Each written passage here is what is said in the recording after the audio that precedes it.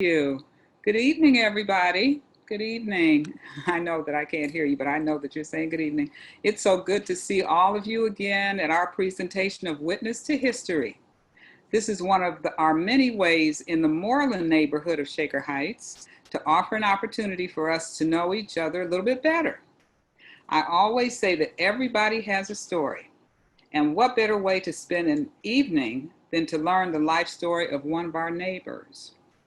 During this COVID-19 pandemic, and I dare say way beyond, Zoom is a way to share in ways we might never have thought of. So this evening, we will all be witnesses. First of my conversation with our guest, and then, as John said, we'll open up for questions that you'll be able to post in the chat. This evening, I have the distinct pleasure and honor of having Iris Anderson as our guest on Witness to History. Hi, Iris. Hi. Hi, everybody. Hi. Hi. Yes, I'm sure many of you know Iris, but probably not as long as I have. Let me just tell you our little story real quickly. Iris and I met at A.J. Rickoff Elementary School when, what grade were you in, Iris? I was in the 5th, I believe. So that was it, 5th grade, if you all can imagine. So that's when Iris and I met. And come full circle, we've been living next door to each other, thanks to a tip that Iris gave me 30 years ago. And so here we are. I am so blessed to have such a wonderful, loving, lifelong friend and an amazing neighbor. Well, without further ado, welcome Iris and everybody. Let's start off with something that Iris said to me just the other day as we were preparing for this conversation. She said, I am a Renaissance woman. I'm not going to give away what she meant by that, but I'm going to turn this over to Iris and ask you, Iris, to start off in high school and tell us a bit about what your path, your intended path was. That, sometimes we go in another direction, and we're all going to understand your Renaissance woman badge very soon. So start off in high school and then college. Okay. Well, as many of you all know, we all had guidance counselors. And guidance counselors are special people. They're very, very, oh goodness, they're charged with an important task, and that is to give us a feel for what it is that life is going to look like to us once we enter the real world. At least that's what it felt like to me, the charge was. What ended up happening was that my guidance counselor, because I had excelled in foreign language, Spanish in particular, I was guided to be a Spanish teacher. I said, okay, so I'm going to college, what should I major in? Spanish, you gotta do that. I said, well, what else can you do with Spanish besides teach? Yes. Well, that's it. So I was steered into the teaching arena, which I didn't mind. I was already a member of Future Teachers in high school because that's what I thought I wanted to do. I didn't have any idea about any other career, vocation, other than that. I knew that that's what I was good at. So I graduated high school having achieved the George Gunn Medal for Foreign Language in high school. So I just knew, okay, that's just my fit.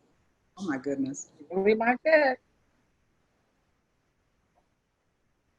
Decided to go to school in Hampton. Went to Hampton in Virginia. Now, it wasn't because they were noted for their foreign language department. It's because two things. One, during the time that we grew up, our school was very well integrated. It was almost 50-50, right? Black and white. And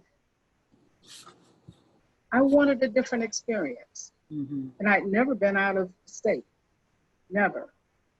So a good friend of mine was going to Hampton. I said, Hampton? I said, great. That's an all-black school in Virginia. Right. Okay. So that was it. Put in the application, was accepted. And the next thing I know, I was off and going to Hampton in Virginia. Wonderful school. Beautiful campus. Oh my goodness. That was like a vacation. It took great, great, great discipline to stay focused. I mean, unbelievably beautiful. But when I got there, I took all the Spanish I could take, and I realized, okay, teaching is nice, but do I really want to do that? And I just said, okay, I can be an interpreter. What else can you do with Spanish? So I said, okay, I want to do that. So you're going to need 5 languages if you're going to the UN. If that's your goal, you're going to need 5 languages. I said, UN. That was your goal, to go to the United Nations, huh? oh my goodness. So I minored in French, so I'm counting languages now. So that's French, Spanish, English counts. Yes. English, I needed 2 more. And I said, okay, what would that be? Well, the other 2 weren't offered at Hampton. Mm-hmm. So I just stuck to the education piece and stayed on that path. I ended up, when I left Hampton, I didn't do anything with it. Mm-hmm. I did nothing with it, with the Spanish. Nothing at all.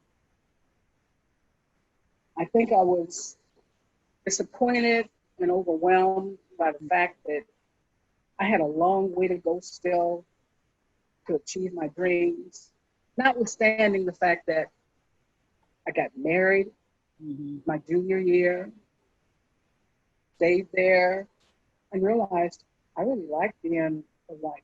I really liked being the thought of being a mother.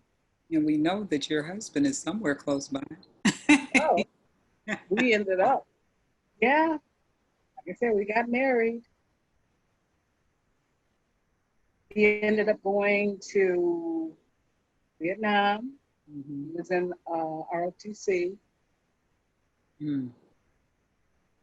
We decided to move back to Cleveland Mm-hmm.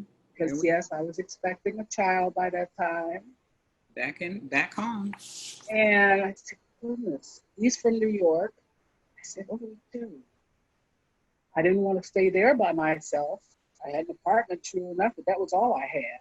You know, some friends, and they were all going to move on.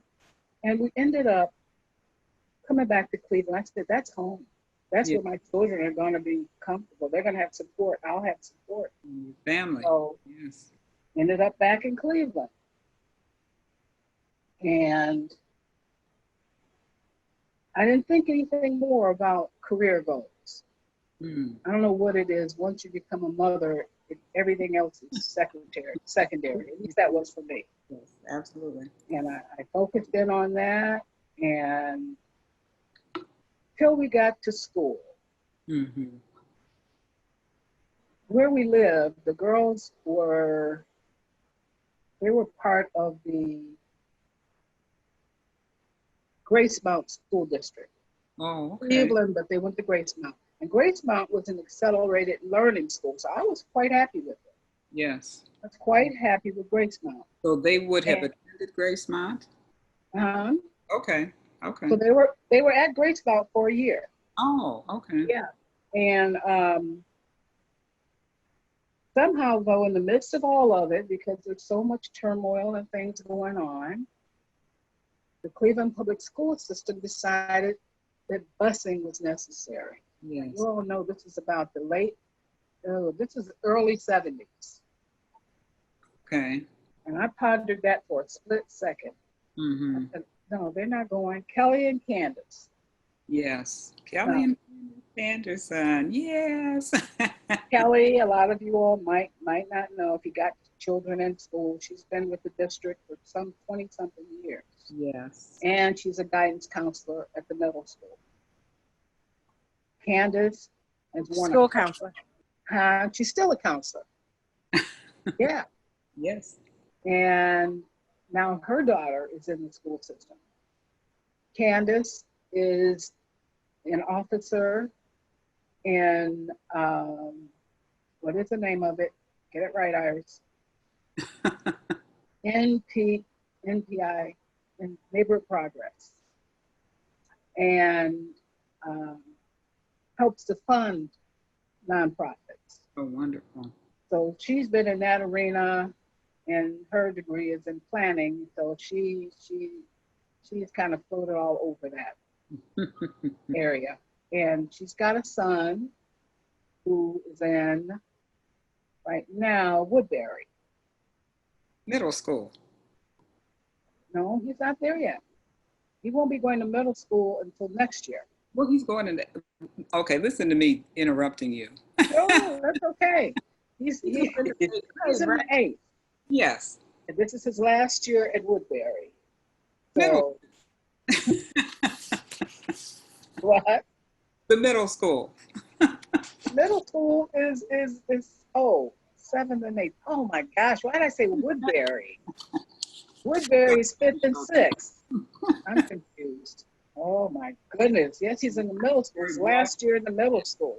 They're growing up fast. So he's there with Kelly, who's the child counselor, and Donna's daughter, who's the principal.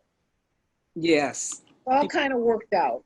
It really did. I mean, it's nice to have relationships. Oh, absolutely. And throughout my careers, and I'm saying careers because I've had a few, I've recognized and know the importance and value of relationships, because that's how we get to where we're going. Yes. So we're You going. can't do it by yourself. Yep. So this is, here you are, you're home in Cleveland, in the Cleveland area. You know, you moved to Shaker, like many of us, you know, moved to Shaker because, you know, we had children in the schools. And so you said you didn't use your Spanish. So that was not what you decided to pursue once you were home. Tell us what happened. Tell us what. Because we wanted the kids to be in a good school system, it made sense that Shaker would be the place we set our sights on to move. Yes. And of course, that meant one or two things: moving to an apartment, finding a rental space, or buying a home. And we decided we wanted to buy a home. So we looked around and we found a home in Moreland here. And this has been home for many, many, many years, some 40 years. Wow. And the school system didn't let us down. It did not let us down. I was told by one of the professors at the College of Worcester, where Candace went, she had a great background. There was no way she couldn't excel. Yes. Shaker is really, really still held in high esteem. Back then it was really in high esteem, and now it still is. They have great instructors, great administrators, and the best resources that anybody can get. All you have to do is ask, and you get it. You're right about that. Yeah, so that was that. But anyway, moving into the house, you know, as you all know that own a house or have owned, you know, it's no joke. You know, it's like a money drain. Not only do you have expenses you never had before, you have taxes, you have water bills, you have maintenance, repairs, one thing after another. So long story short, I said, you know what, I think I need to get a job. Now, mind you, I had done nothing in terms of looking for work or working. And I said, okay. So I looked for a while, and after a while, I said, this isn't working. So I started calling people. Know anybody hiring? I mean, I'll work part-time, just, you know, let me know, and I'm willing to try. I may not have experience in it, but I'm willing to try. Well, long story short, a relative called me one day and said, Iris, guess what? I said, what? He said, there's a man starting a new business and he's looking for someone who is flexible and a go-getter, intelligent, hardworking. I thought of you right away. I said, thank That's you. good description. Yeah, Exactly who you are. this is what was the beginning of the rest of my professional career. And I didn't know it. That's why don't take for granted any experiences you have because it's all leading to something if you open yourself up to accepting that. Yeah. That's what I tell people I mentor and talk to over the years and still talk to. And we're starting a construction company. I said, what do I know about that? Oh, no, that's not going to work. Go to the interview. I went to the interview and to cut it short, I was hired right away. The problem he was having was, like I said, he was brand new and he needed someone that could manage things. Mhm. He needed an administrative assistant type person. And I didn't have any of those skills at all. I used to pay people to type my papers in school. Yes. I said, okay, now I got to really get busy. Long story short with that, I was put to every test there could possibly be given for anybody to be on the job training. I went in, the first task was I've got some accounts that are not in line. I believe we're losing money. I need you to figure it out. And I would like for you to meet with the owner of the business once you've done that. I didn't get a chance to refuse or I don't know, that's not me. I'm not a math person and I really didn't like math at all. And long story short, because I knew I wanted the job and wanted to keep it, I did it. Yes. I did it. To my surprise, I did it. So that was the first challenge. The next challenge is learning inventory. That's a mess in there. That warehouse has got to be put in order. Everything needs to be categorized. It needs to be cataloged. It needs to be counted. It needs to be priced. I said, and who's going to do that? I said, I don't know one widget from another. Yes, you do. I did that. Put it there, and I'd be so, you'll have no idea how stressed I would be behind all of these little challenges. So that was the second challenge. The third challenge, there was going to be a conference, and he was a speaker in one of the breakout sessions. I said, okay, and at that time I started going to different meetings with him, so I could, I want you to see what goes on. So I said, okay, fine. So I go to the meeting, he jumps up and says, I gotta go. I said, where are we going now? He said, no, you can handle this. He said, you can handle this. Oh my goodness. I don't know how. Yes, I do. We all know about faith. Yes. I just got up and I spoke on his behalf. And that was that. I've been to Case Western Reserve University where they were doing seismic testing for fixtures that were going into an atomic plant. Mm. What do I know about that? Okay. What am I supposed to do? Observe. And this is one of the things that I didn't understand at first, but now in retrospect and over the years, my experiences, I understand the importance of observance. Why And it's important to observe. You gotta watch. You have to pay attention. right. You And this know? is interesting. Something you said the other day that was nothing was too big for you. No, You threw everything your way no, and you could handle it. You no. could handle it. Yeah. He understood who it was that he hired. I guess he did. He saw something in me that I didn't see.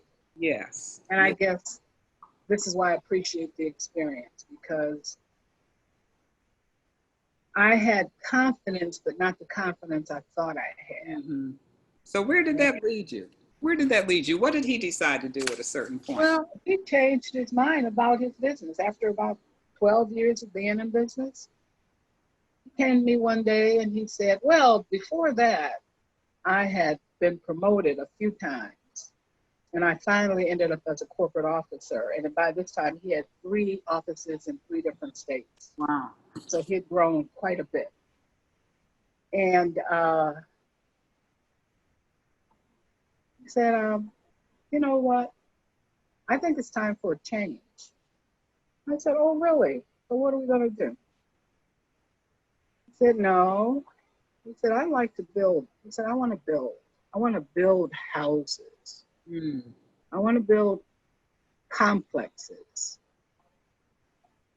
I want to create housing for people who might not otherwise have it. And I'll cut through all of this small talk and the in-between. He decided to do just that. Mm-hmm. And he went on to build several complexes. But before that happened, I said, okay, so you're telling me I'm laid off? What does this mean? Oh, no. He said, you're going to take the business. You got to buy the business. I said, with what? You know, you're not paying that much. So I said, you forget, I'm the person that handles the books. I manage the bank accounts. I pay the taxes. I do all this stuff for this business. So I know how much money it takes to survive. Yes. He says, oh, don't worry about it. I said, so I'm supposed to jump into this business that you built up to a multi-million-dollar business, take it over and manage without funds. Is that what you're telling me? He said, no. He said, it's not that hard. Okay. So he said, put a proposal together. Tell me how you would go about managing this business. He said, you've been running mine for years. So I didn't know that. He said, yes, you have. So I sat down, took me a few days, put together what I thought would be a workable solution for me taking over the business. And the long story short, that wasn't what was in the plan for me. I guess I took a minute too long because someone else presented him with a proposal and he accepted it. Yes. Now, I can't tell you how devastated I was because it took me a long time to decide that I had what it took, not only to manage the business, because it was very complex and it was not easy, it was tough. Yes. But financially to manage it. And so I just said, okay. I said, well, no, that's not the end of it. He said, the person I sold it to, I want you to go in and run the business. I said, So he said, people wouldn't believe this. This is not something that anybody could dream of. I said, you want me to go work for another person that jumped in front of my proposal and you accepted it. So, of course, cried. I said, I need some time. I took 2 weeks. okay. I took 2 weeks. Prayed about it, talked about it, cried about it, did all the things that a person does who's disappointed. And at the end of the day, a little light came on and said, Iris, do you want to work or not? Mm-hmm. It's low fruit. The opportunity for you to have a job without applying for it. There's people out here, Oh, yes. Oh, you know, that could take the job. Operations manager. I said, yeah, I could do that. No responsibility, no managing and worrying about the money, the payroll. Mm-hmm. I said, yeah. I eventually said yes. I put my pride aside. And that was another life lesson along the way. Don't let your pride get in your way. So I was glad that I made the decision. Business didn't last long. And there I was again. There you were. sitting and looking and wondering, okay, now, was that a mistake or what? He calls me up. Well, you got another opportunity, Iris. What are you going to do? I said, you act like this is like walking across the street. It's not that simple.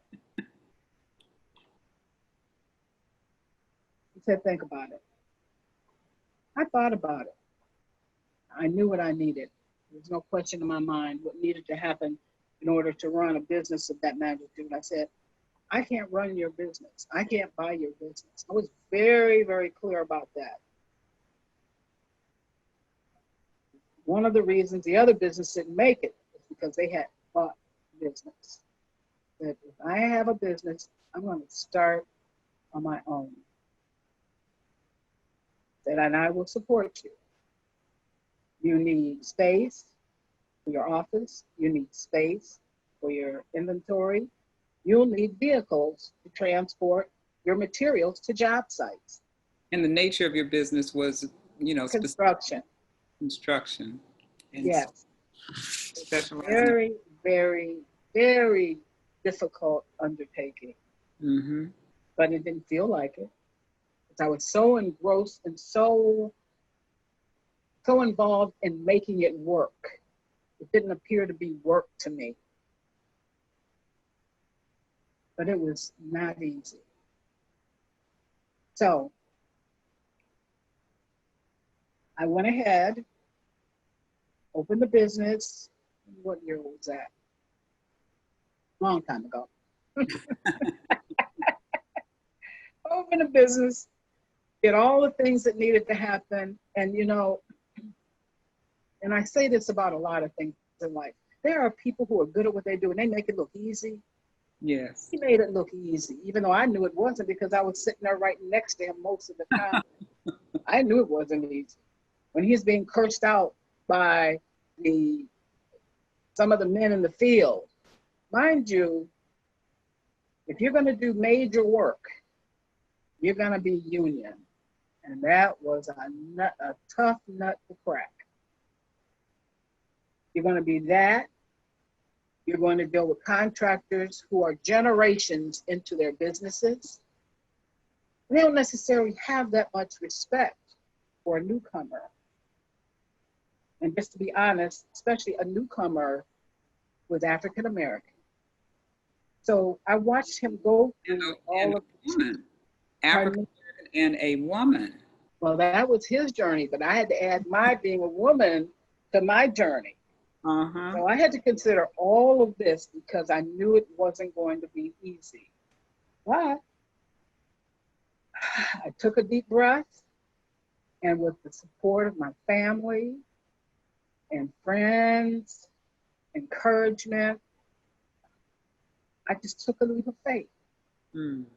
I took a leap of faith, and I said, I can do this. How long was your business? How long did you have your business? 12 years. 12 years. Wow. 12 years. 12 years.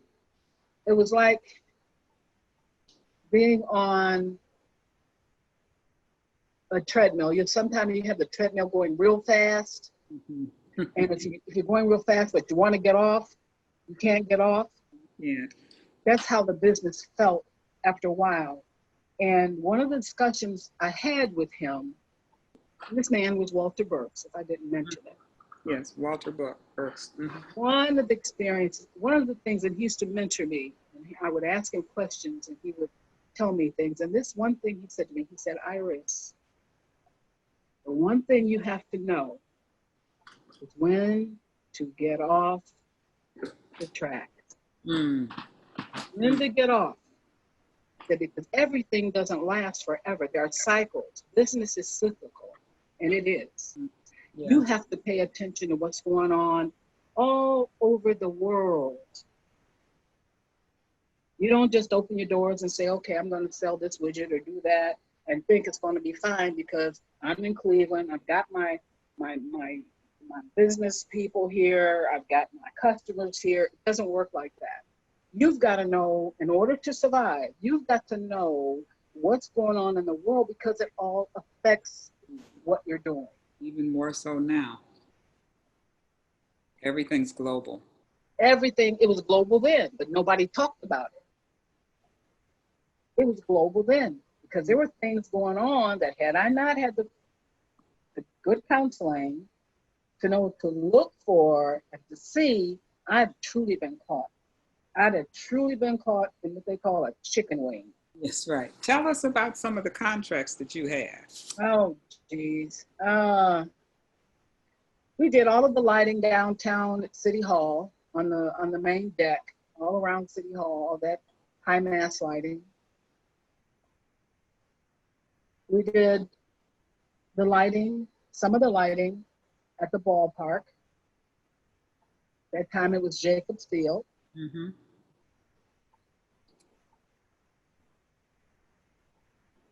We did the lighting at Edgewater Pier. Nice. We did construction management on the Gateway football field. Mm. We were in a joint venture. Many times I learned so much.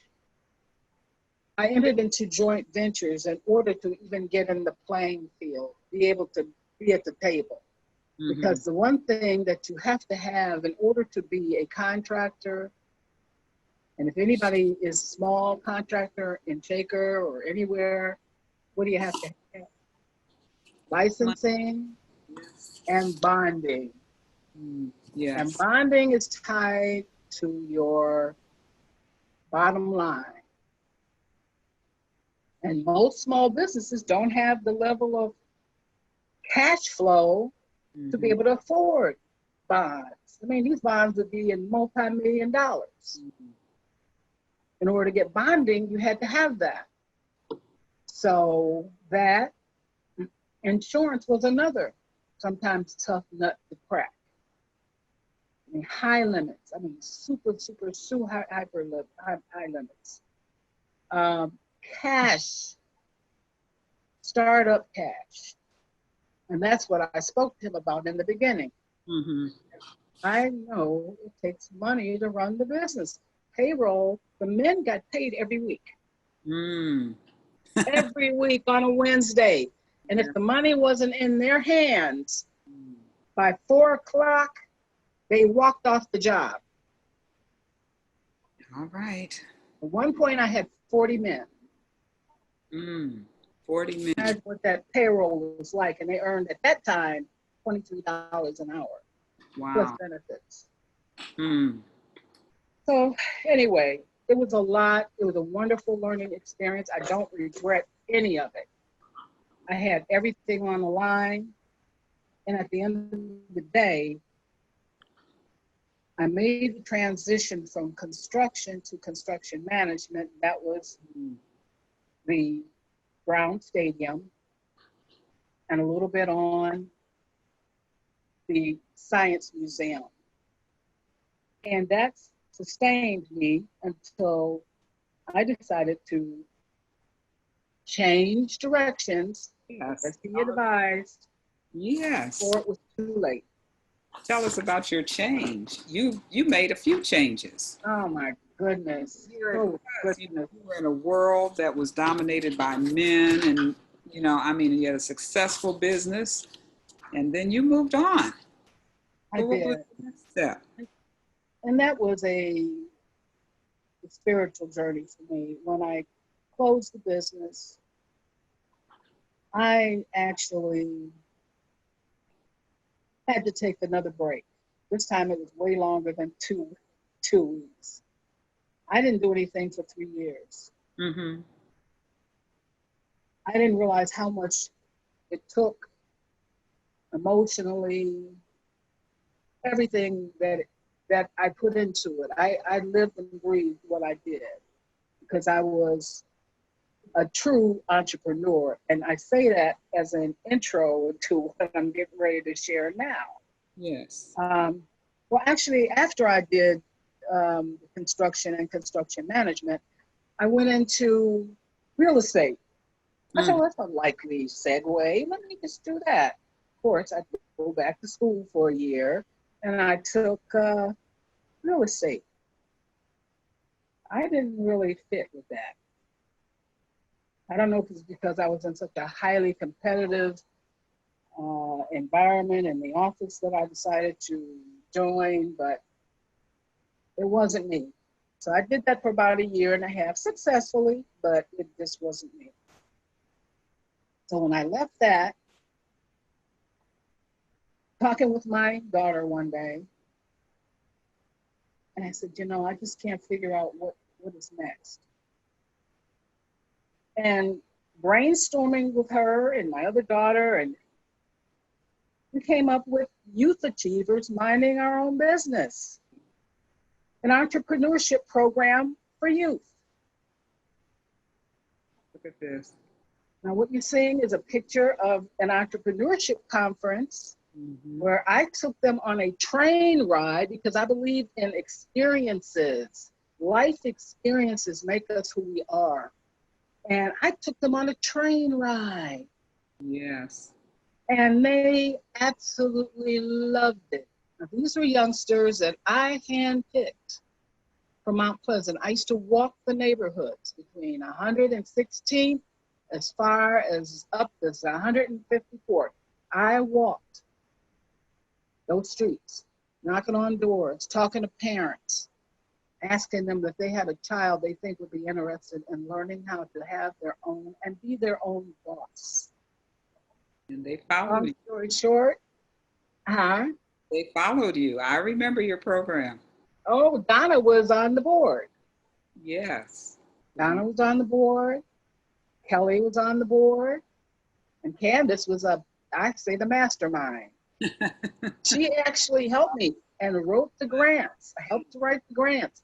This was not something I could do alone. I tell everybody, you can't do it alone and not succeed.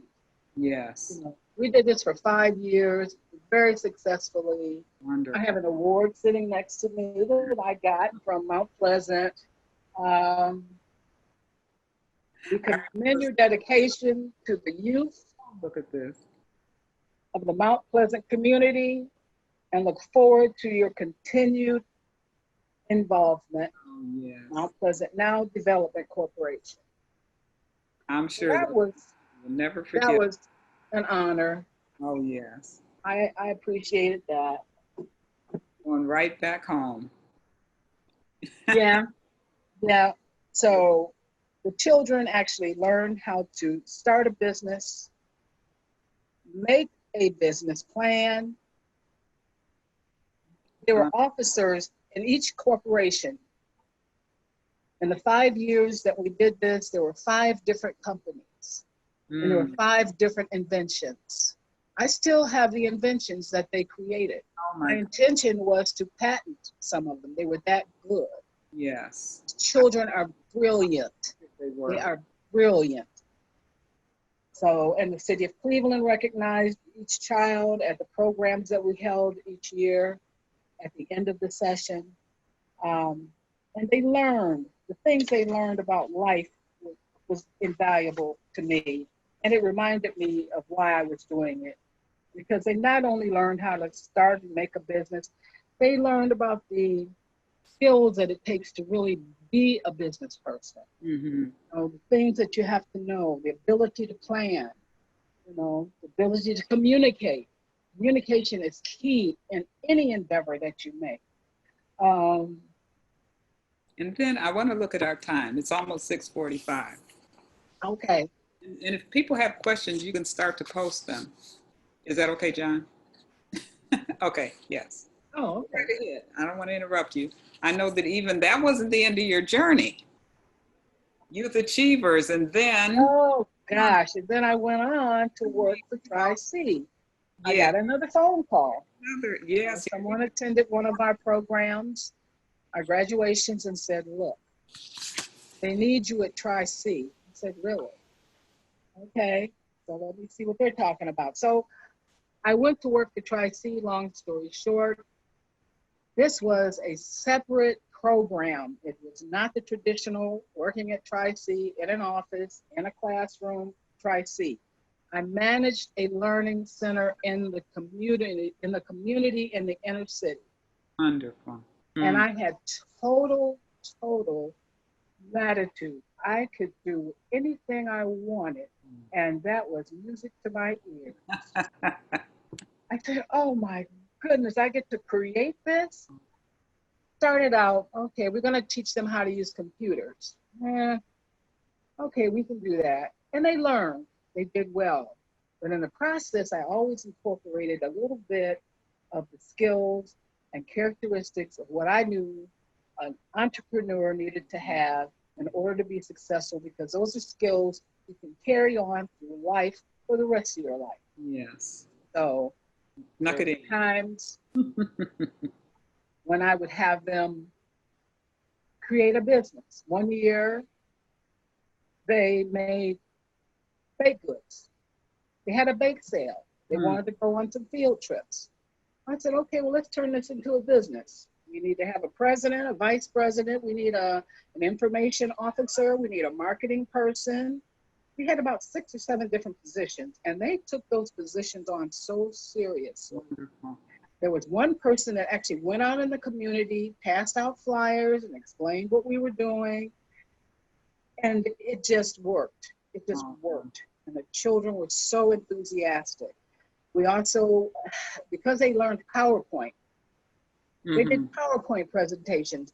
And when we were having the election, the 2008 election, the children, one would do his PowerPoint presentation on Obama and his skill set, and another did his presentation on McCain and his skill set. Oh, interesting. And they presented it to the adults in the community.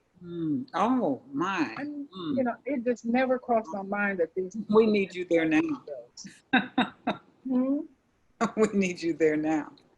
Oh, goodness. Oh, I could have been back there, but I just, you know, I just have to pray that the people I needed to touch, I touched. Now, there was another program that you were involved in Tri-C as well, right? Yes, I almost forgot that. It was Connect to Community, which was a 5-state program. It was a 5-state. The federal government gave 18 million. Anyway, there was a program created so that people in the inner cities could learn how to use a computer, and not just learn how to use a computer, learn the inner workings of it, software, hardware, hands-on programs, and at the end of the program, receive a computer. Now this, in order to facilitate this, of course, there had to be a program that was developed to get the people's interest and so forth and so on. That wasn't an easy task in the beginning, but I was very serious. I mean, I made sure people knew about it. And long story short, we trained over 400 people. 400 people. Trained over 400 people. And I still talk to some of those people today. Oh, wonderful. That's similar to a question that came in that said, and Monica, I'll kind of paraphrase this, because Monica's question was, have you ever had a reunion with some of the teens that you mentored? But you're bringing up the point that you're still in contact with some of the students. Oh, yes. I run into some of the teens that I mentored, and it's just so gratifying. I can be in the store, and I hear somebody, Ms. Anderson! Oh, boy, who's that? That's got to be one of my students. And, yeah, it's just so, it's very gratifying. That, the Tri-C experience, and the Youth Achievers experience, which are me the highlights of my professional career. That's wonderful. Yeah. That's wonderful. So as we started this conversation about your being a Renaissance woman, now everybody understands. And that's the truth. That's the truth. You've given so much. You've given so much. I think when you started your work with Walter Burks, and he knew how much you had given, and he knew your capabilities as well. Sometimes we have to trust that some people see things in us that we don't even know.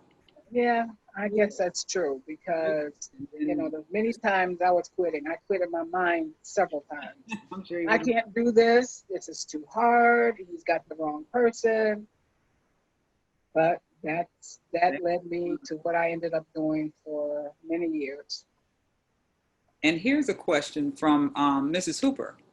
Do you have any regrets that you did not pursue your foreign language skills? You know, interestingly, no, because I've had so many wonderful life experiences in the careers that I have embraced. You know, Yes. I really don't have any regrets. Mm-hmm.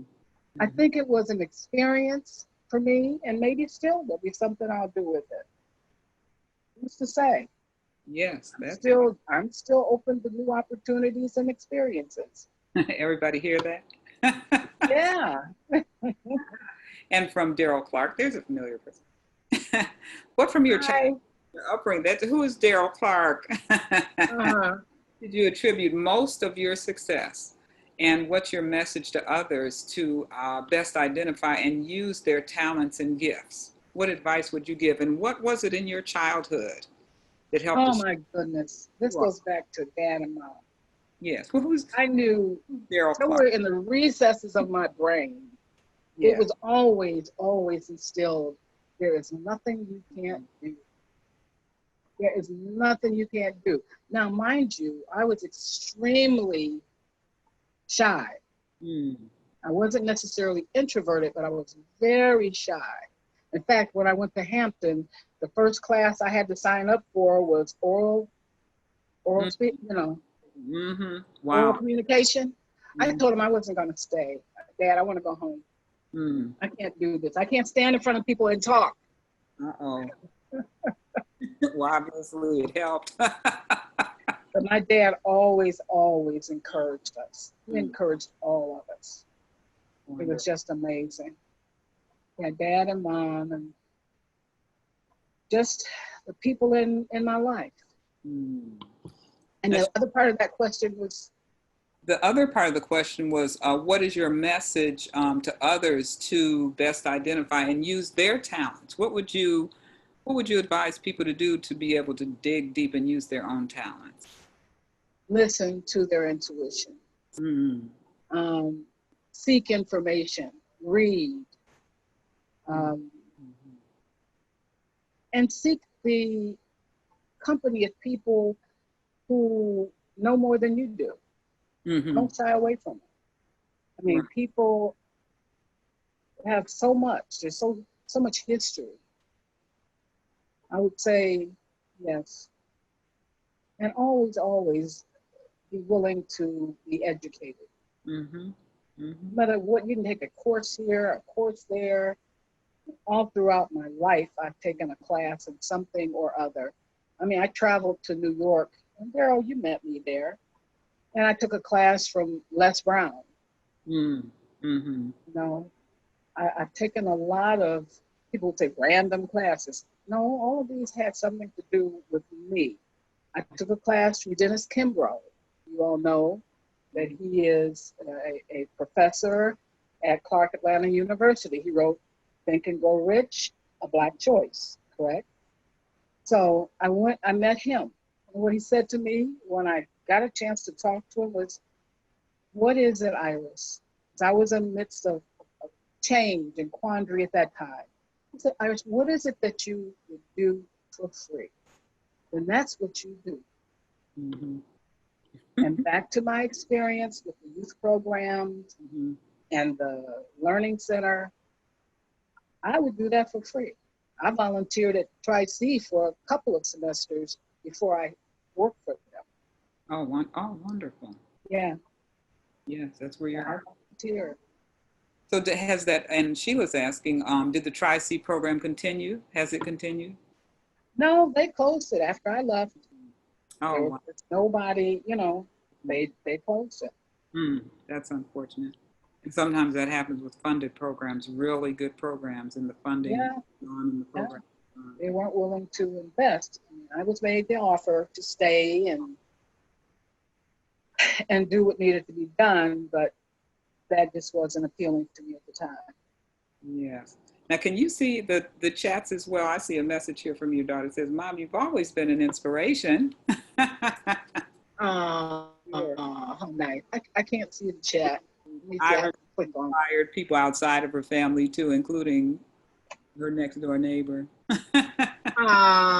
Oh, how's that? Eddie Rivera, everybody in the chat, is he was my partner in crime at the Learning Center. He supported me. He had skills beyond belief. He Oh, came here from, there he is. Hi, Eddie. Oh, man. Hi, Came here everyone. from Puerto Hi, everyone. Rico. Came that. here from Puerto Rico and had to redo his whole educational experience Oh my. because of the system. Him and his wife. But he gave it everything he had. He was such a good assistant in the lab. He was so great. Oh, it's I wouldn't be here if it wasn't for my son. I didn't hear it. So I said I wouldn't be here. It took me under a wing for many years when I was working for many years at the Learning Center. And she's such an inspiration. She's actually the person that guided me to become a teacher, which is what I am doing right now in Florida. And for many years, she's right now she's my main mentor. She knows that my number one mentor. And Thanks, Eddie. being an inspiration for me and my family. oh, Thank you. Thank you. how Long nice. story. I'm trying to keep it short, but it's a long story. That's wonderful. So, what are your plans? And my sister says, Diane, congratulations, Iris. Can you see these messages? Amazing careers. Can you speak on how you have balanced your work with your home life experiences? How did you balance that, particularly? You know, I thought about that the other day. I said, how did that happen? I just think I had good people support network. And the children were very grounded. I mean, they escaped some probably some things that they could have had happen in their lives, but they landed on their feet. Mm-hmm. Both of them have their master's degrees and are doing quite well in their careers. I just God. Mm-hmm. Yes. I had a strong faith. That was the other thing. Along that journey, after the business, the main business, I took a spiritual journey of about 7 years. Yes, very On a spiritual journey. So it has sustained me and I'm sure helped me with them along the way. wonderful. And Monica has another question. What are your plans for your next chapter? I do have some. You'll have to know. I'll keep you posted. No, I do have things that I have on the burner right now that, and I digress. I get distracted. You know, right now, as you all know, I'm active in the community. I feel this is a responsibility I need to undertake. So I take the time to, you know, attend a few meetings, talk to people, because it's important. This is where I live. This is where we all live. So I don't regret it at all. But if I'm going to do the next thing that I want to do, it requires me to be still, and I have to get there. It requires, you know, everybody's going to be watching. Oh, yeah. And Monica says that, you know, this has been a very, very inspirational. Oh, good. That's what I care about. I want somebody to get something out of me sharing, because as you know, Donna, I was very hesitant. Oh, no. No. But yeah, it's just life, you know, and this is one of the things I loved about being in the Learning Center, because it was truly, I truly was allowed to have it be a learning center. I'd be in the midst of a class and I'd stop and we'd start talking about things in general and life and what you can do and what you know, what are you thinking about? What are your goals? And I do this both adults and children because I had the latitude. I feel very blessed that I had that experience. And as Eddie said, you know, we loved it. We absolutely loved it. That's wonderful. You change lives. You absolutely change lives. And you know, you're a Renaissance woman, you're an inspiration around people, you know how to move a room. I would see you particularly with the youth achievers and your Oh, family there, you know, really to support all that was happening with the young people. And I'm oh, sure that they all did well. I am passionate about it. You know how many times I've thought about there needing to be a youth achievers in Moreland, just in Moreland. Mm. We could just gather up some Agree of the with young people everybody. here and come together and get them motivated because it just makes no sense. Hmm. They just suffer for lack of information and opportunity. One of Yeah. my favorite sayings in my classes. The difference between me and you is information and opportunity. The information is everywhere now. And the Mm. opportunity you have to make. You have to seek opportunity. Yes. And So, we look at the changes that we've been going through in terms of how we communicate with one another. I think the seeds of many very innovative ways of bringing people together, you know, is coming along. And we know many students want to, and I think more now than ever, many young people look to being independent. yes, they are. We have more and more young people who don't intend to work for somebody. Oh, I've heard this many, many times. And as I said, I know the time is now to get young people motivated. They're bright, so bright. I look at our children, just how they are and how they talk and how they move around and do things. Um, yeah, there needs to be something for them. Yeah. And maybe that'll be the next thing I do. But that'll be digressing from my goals Uh-oh. for the 19th time. All right, all right. So keep things under wraps, and we'll. And here's your brother again. Says, sis, you continue to inspire me, and your continued love and compassion will continue to serve others. In you, I'm sure mom and dad are proud. And Yes, thank you. I know. there's his brother from Jersey. Is that where you are, Daryl? Up in Jersey? Yeah, Yeah, East New Jersey. wonderful. That's wonderful. Well, this has been really wonderful. And certainly living the Renaissance life. Yes. And you know, when you say that you pursued Spanish, I did too. I never used it. Okay. And yeah, that's right, Donna. Yeah, she was a I think Spanish you guru had too. not long ago when you said you were majoring. I was like, I never knew that you were pursuing your degree in Spanish. You know, I didn't have it. Mm, So, yeah, but ended uh, up with business administration degrees. yes, you know, and how it is that at the heart of everything that you have done has been, you know, giving of yourself, you know, throughout what may have looked like work or whatever, but you know, your love for the work that you did was why it is that people are still connected.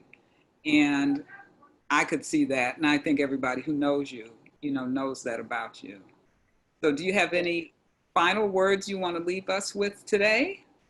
Oh, other than if I was to leave any parting words of encouragement, it would be just follow your dreams. And you know, it may be a hiccup along the way. Like I said, I jumped out into real estate. I said, okay, I'm going to be the next great person in real estate. Well, that didn't happen. I didn't lose, but I didn't win like I thought either. It was just I stepped out there, I invested in myself, and it just wasn't for me. But I'm just saying, don't not do it. Try, and then move on. You know, you got plenty of time. It's just do what it is you think that you can do. Don't hesitate. Yes. Seek the advice of people who've gone before. Mm-hmm. There's really nothing new under the sun. Yes. Right. Right. It really Right. isn't. Having faith in yourself. I like this note from your daughter Candace. Mom's a rock star. Yeah, And I love Miss A. Please send me, yeah. you know, and we'll talk about the recording. We'll talk about Okay. because this is being recorded and in our conversation, you know, at this point, you know, wrap up. Thank you so much, Iris Anderson. Thank you for encouraging me to do it. Yes, just a wonderful way for people to know about you because, I mean, your life, we go about doing what we do in our lives. Yeah, we did. And you have done just amazing work. You've done, and we all, you know, have a story. I want to say that, you know, we Yeah. all have a story. So I invite people to think about being, you know, our guests on Witness to History. Everybody's story is certainly worth telling. It's a nice way for us to get to know each other. No, nobody should feel that their story is not a big story to the rest of us. It is. So here's my information if you're interested in being a guest on Witness to History. So our plan is to have Witness to History every month, the second Sunday of every month at 6 o'clock, just like today. So mark your calendar. And we welcome everybody to come on back in. And I'd really love to hear from you. I want to thank Iris Anderson and everybody who came today Thank you to all. share this wonderful conversation. All right. Thank you. Thank you.